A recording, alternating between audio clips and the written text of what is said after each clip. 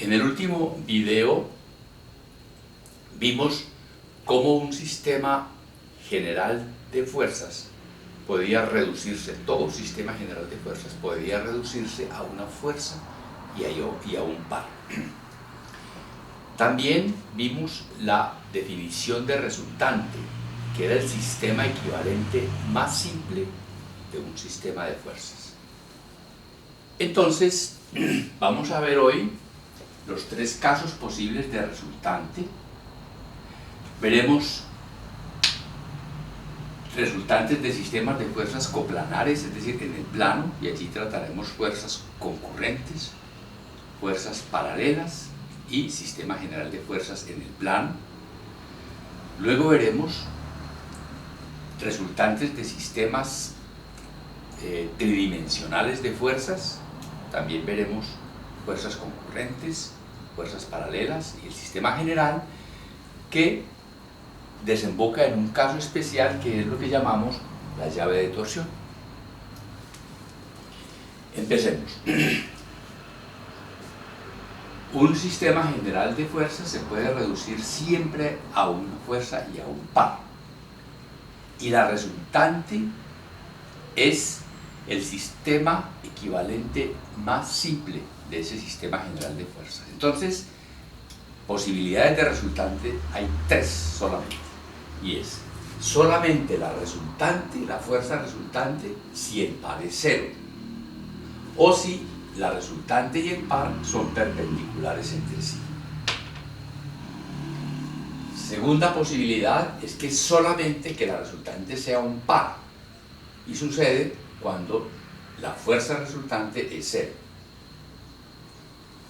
o que ambos, que estos sean la resultante, que haya una resultante y un par resultante, y eso solo sucede cuando no son perpendiculares entre sí. Muy bien, vamos ahora entonces a aplicar esto para resultantes de sistemas de fuerzas coplanares. Caso típico: la unión de unos elementos en una cercha de un puente, por ejemplo. Tenemos aquí una platina de la unión y tenemos 5 miembros que llegan, pernados o remachados, y traen estas fuerzas: una fuerza de compresión, una fuerza de tracción y una fuerza de compresión. Y entonces nos piden encontrar la resultante. Muy bien, ya conocemos nosotros que la resultante de un sistema de fuerzas concurrentes, pues podemos encontrar la componente de la resultante como la sumatoria de las componentes de las fuerzas en X. Y la componente en Y de la resultante es la sumatoria de las componentes de las fuerzas en Y. Y para este caso particular, con los datos que tenemos aquí, nos da este valor: 461 libras R sub Y, 386 libras R sub X. O sea que nosotros tenemos aquí indicados R sub Y y R sub X. La resultante pues es la diagonal del rectángulo, que vale esto, saben ustedes bien, nos da 601 libras, y la inclinación la obtenemos como el arco cuya tangente es R sub Y sobre R sub X, que da 50 con 1 grados. Y entonces esa resultante, pues aquí estos son 50 grados, sería 50 con 1 grado, sería algo así, 50 como 1 grados. Esa sería nuestra resultante que hemos obtenido allí, cosa muy sencilla. Veamos ahora este ejemplo: caso de fuerzas paralelas coplanares. Tenemos, por ejemplo, esto puede ser un taller de metalmecánica. Tenemos aquí un dispositivo para izar y transportar pesos que se mueve en esta viga, y tenemos unas cargas fijas aquí de esa magnitud. Entonces nos piden que encontremos la resultante, de ese sistema de fuerzas. Entonces, la magnitud de la resultante, por ser todas fuerzas paralelas, pues es simplemente la suma, que en este caso particular nos da 1120 kilonewtons. hacia abajo. Ahora, importante por supuesto es también la posición. Hay que encontrar la línea de acción de la resultante. ¿Y eso cómo lo hacemos? Sabemos cómo, entonces podemos, como tenemos que son fuerzas en el plano, podemos trasladar todas las fuerzas a un punto cualquiera, vale decir, allí vamos a encontrar fuerza par, y como fuerza y par son perpendiculares entre sí, los podemos reemplazar por una sola fuerza resultante. Entonces, vamos a trasladar todas estas fuerzas al punto A con su par de transporte. El par de transporte de esta sería 300 por 2, sería negativo. 120 por 10, también negativo. 200 por 14, también negativo. Y 500 por 5, también negativo. Y entonces, la suma de los momentos respecto del punto A sería esta expresión, 7100 kilonewtons libres.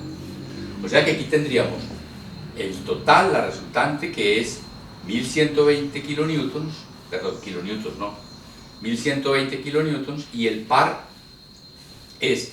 o sea que la resultante será una fuerza por acá, esa misma fuerza por acá, los 1120 por acá, de tal manera que produzca ese par respecto del punto A, ese momento respecto del punto A. Y entonces la distancia la obtenemos, ya hemos visto algún ejemplo con esta relación, sumatoria de los momentos aquí sobre la resultante, y nos da 634 metros, es decir, que la resultante de todo este sistema de fuerzas es una fuerza de magnitud 1120 y a una distancia 634 de acá, del punto A. La segunda pregunta que nos hacen es, esa carga móvil, ¿a qué distancia debe estar del punto A para que la resultante de las cuatro fuerzas pase por toda la mitad de la viga? Por el punto C, es lo que nos preguntan.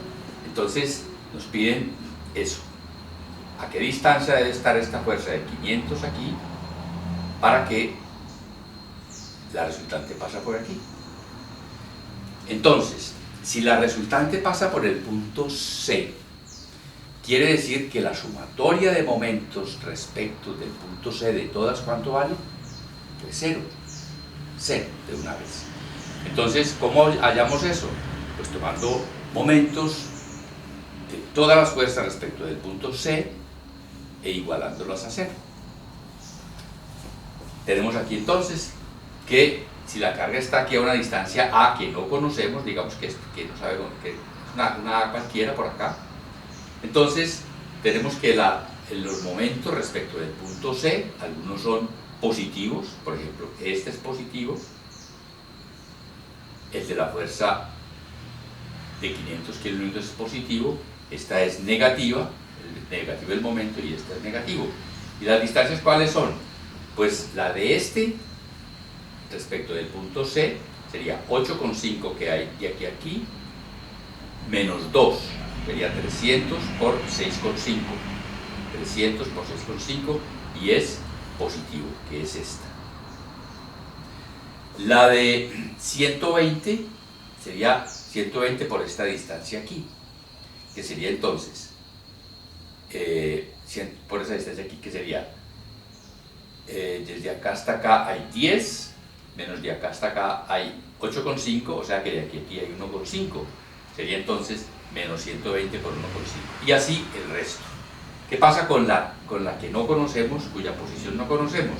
Digamos, si esto es un A cualquiera, entonces la distancia sería de acá al punto C, y sería positiva, entonces sería 500 por 8,5 que hay de aquí a aquí, menos A que no conocemos, que es esta que tenemos aquí, la última que tenemos.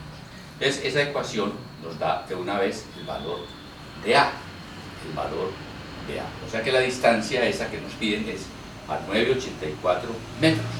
O sea que esta carga debe estar un poquitico aquí a la derecha de C, para que se cumpla la condición que nos dan.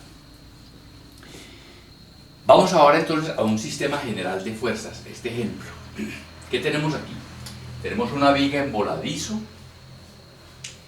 o sea, empotrada aquí, libre acá, con un dispositivo en donde hay aplicadas unas fuerzas aquí, y aquí finalmente en el extremo hay una fuerza así. Entonces nos piden encontrar la resultante de ese sistema. Entonces, nos vemos aquí que aquí hay dos fuerzas horizontales de la misma magnitud, o sea que eso es un par.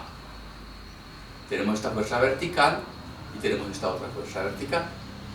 Entonces, podemos hacer, para encontrar la resultante, pasemos todo aquí al punto A. Entonces, la sumatoria de momentos de todo esto respecto del punto A sería entonces el momento del par, que es uno solo, sería 1000 por esta distancia, y es negativo. El momento de esta fuerza respecto del punto A sería 1200 por 8,2 y es negativo. Y el de la fuerza de 600 libras es positivo y vale 600 por 8 y 5, 13,7, que es esto que tenemos aquí. Entonces, el momento de todas las fuerzas respecto del punto A vale esto. Ahora, ¿cuánto vale la componente en X de la resultante? Pues las únicas que hay son esta hacia la izquierda y esta hacia la derecha, de la misma magnitud, o sea que vale 0. Y las verticales tenemos 1200 hacia abajo, 600 hacia arriba, queda 600 hacia abajo, que es lo que tenemos aquí. Entonces, aquí tenemos entonces la fuerza de 600 hacia abajo y el par que nos dio es menos 6120 libras pie, o sea que es antihorario. Fuerza y par, el vector par, son perpendiculares, o sea que podemos reemplazarlos por la resultante, que es una sola fuerza, y la distancia, como en el caso anterior, la obtenemos así: magnitud del par sobre magnitud de la fuerza, y nos da 10,2 pies. O sea que esa fuerza resultante de ese sistema está aquí, a esta distancia de 10,2 pies. Y la magnitud son 600 libras. 600 libras hacia abajo. Muy bien, con eso ya entonces dejamos lo de las fuerzas coplanares y vamos a sistemas tridimensionales de fuerzas, y vamos a encontrar entonces las resultantes de un sistema concurrente. Este ejemplo nos dice, tenemos estos dos elementos, barras, unas barras orientadas como están aquí con esas dimensiones, tenemos una cuerda y aquí tenemos unas fuerzas axiales, P2, P3, y sobre la cuerda tenemos una P1 hacia arriba, claro, es tracción. Entonces nos piden hallar, nos dicen que la resultante de esas tres fuerzas es una fuerza de 200 libras en Z positiva, o sea, hacia arriba. Con ese dato debemos hallar entonces las magnitudes de las tres fuerzas, de P1, de P2 y de P3. ¿Qué ocurre allí? Pues son tres fuerzas concurrentes. La resultante pues es la sumatoria de las tres fuerzas. Y entonces podemos sumarlas, por supuesto, vectorialmente. Expresamos las fuerzas en forma vectorial, sumamos y habrá una componente en X, una componente en Y y una componente en Z. Y esa es la R, ¿no? Pero también la R ya sabemos cuánto vale. Vale 200K libras. Quiere decir que R sub X vale 0, R sub Y vale 0 y R sub Z vale 200. Esos valores nos dan entonces las tres ecuaciones escalares con las cuales podemos encontrar lo que buscamos. Aquí están. P sub 1 vale esto, P sub 1 por el vector unitario, más P sub 2 por su vector unitario, más P sub 3 por su vector unitario, y nos da esto. Unos valores que ustedes van a resolver, por supuesto, esto es ya rutina. Y entonces aquí tenemos que, sabemos que es la componente en X vale 0, en Y vale 0 y la componente en Z vale 0. Tres ecuaciones escalares con tres incógnitas y encontramos estos valores. Estos son los valores de lo que nos pide. Bueno, vamos ahora al caso de las fuerzas paralelas en el espacio, por supuesto. Entonces tenemos una placa en donde hay aplicadas estas tres fuerzas, todas paralelas al eje Z, y nos piden hallar la resultante. Entonces recuerden, la resultante no es solamente la magnitud, sino la posición de su línea de acción. Entonces tenemos que todas son paralelas al eje Z, o sea que la resultante es también paralela al eje Z, y vale, la suma de las tres vale 120 libras.